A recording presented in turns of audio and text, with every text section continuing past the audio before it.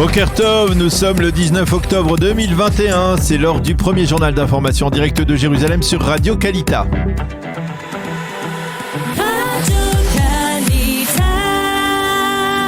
En direct de nos studios de Jérusalem. Et oui, direction nos studios à Jérusalem avec notre correspondant Daniel Haïk ce matin. Bonjour Daniel, et à la une de l'actualité, une bonne nouvelle à nous annoncer. Je crois, ça y est, le mouvement de grève des internes des hôpitaux israéliens serait en passe d'être réglé.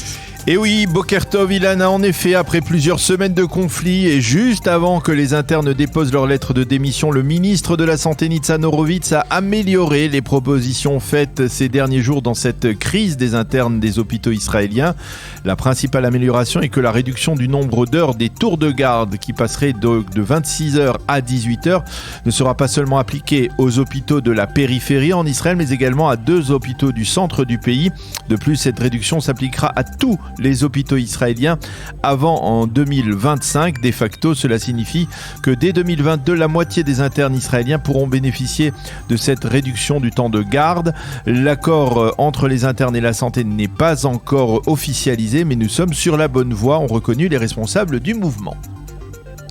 Et puisqu'on parle de la santé, un mot sur l'épidémie de coronavirus, et plus qu'un mot, un chiffre assez tragique. Effectivement, Israël a passé hier la terrible barre des 8000 décès du coronavirus depuis le début de l'épidémie en mars 2020, lorsqu'Aryeh Hareven est devenu la première victime de cette épidémie en Israël. 8010 Israéliens sont décédés depuis, mais cette donnée intervient, il faut le souligner, dans un contexte favorable, alors que toutes les données sont à la baisse. Ainsi, on a enregistré hier 1209 nouveaux malades avec un taux de positivité de 1,4% seulement. 157 malades sont sous assistance respiratoire en Israël. 3 800 000 Israéliens ont reçu la 3e dose de vaccin. Et face à ces données encourageantes, le Premier ministre Naftali Bennett a décidé en réunion du cabinet Corona hier soir d'élargir les fameuses classes vertes également aux villes qui sont actuellement encore jeunes. Et puis toujours sur le dossier sanitaire, on parle de cette initiative qui lie à la fois la diplomatie et la lutte contre l'épidémie, celle du Premier ministre israélien.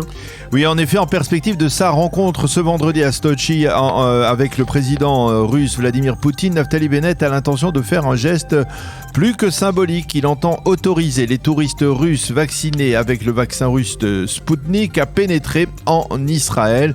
Ces touristes devront seulement se soumettre à leur arrivée en Israël à un test sérologique. Il faut noter que la décision officielle n'a pas encore été annoncée en raison de l'opposition du ministère de la Santé, un ministère qui se réfère aux avis des experts médicaux quant à l'efficacité douteuse du vaccin russe. Au chapitre diplomatique à présent, c'est la fin de la visite en Israël d'Ann Linde, la ministre suédoise des Affaires étrangères. Oui, hier, Ann Linde s'était entretenue hier avec le président Herzog, puis avec son homologue, le chef de la diplomatie israélienne Yair Lapid. Tous deux se sont félicités de l'amélioration des relations entre Israël et la Suède après une crise dans les relations bilatérales, on le sait, une crise qui remonte à 2014. Le président Herzog et le ministre Lapid ont appelé la Suède à encourager les efforts entrepris sur la voie d'une normalisation entre Israël et les pays arabes. La ministre suédoise des Affaires étrangères a participé hier soir à une soirée marquant le 70e anniversaire de l'instauration des relations entre les deux pays. Dans le reste de l'actualité, l'État d'Israël a présenté hier ses condoléances à la famille de l'ancien secrétaire d'État Colin Powell. L'homme est mort de la Covid-19. Oui, Yair Lapid a publié un communiqué de deuil en soulignant que Colin Powell fut un ami sincère d'Israël et un véritable partenaire de l'État hébreu. Binyamin Netanyahou, lui aussi, a publié un communiqué dans lequel il souligne que Colin Powell a grandement servi son pays. Nous nous souviendrons toujours de son amitié envers l'État d'Israël.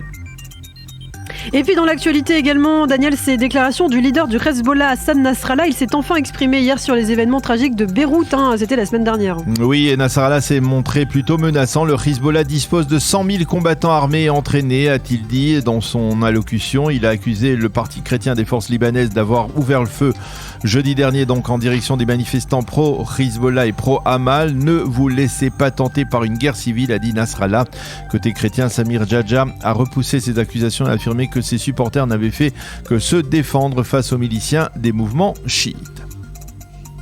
Et puis nous allons terminer par la journée de commémoration marquant le 26e anniversaire de l'assassinat d'Yitzhak Rabin. Oui, une journée marquée par le souvenir bien entendu du Premier ministre assassiné, mais perturbée par des déclarations très peu consensuelles, comme celle de Yair Lapid qui a déclaré à la tribune de la Knesset hier que les descendants idéologiques d'Yigal Amir, l'assassin d'Yitzhak Rabin, auraient pu siéger actuellement dans le gouvernement israélien si l'actuel gouvernement n'avait pas été miraculeusement formé, a dit Yair Lapid.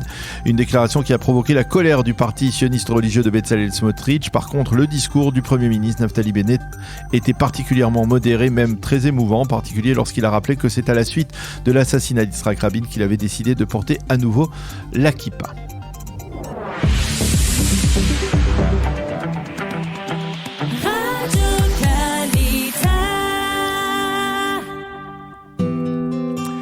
Une page météo avec un temps qui est partiellement nuageux à pluvieux dans le nord et le centre du pays. Les températures seront en baisse. Il fera aujourd'hui 21 degrés à Jérusalem, 25 à Tel Aviv et 30 degrés à Eilat.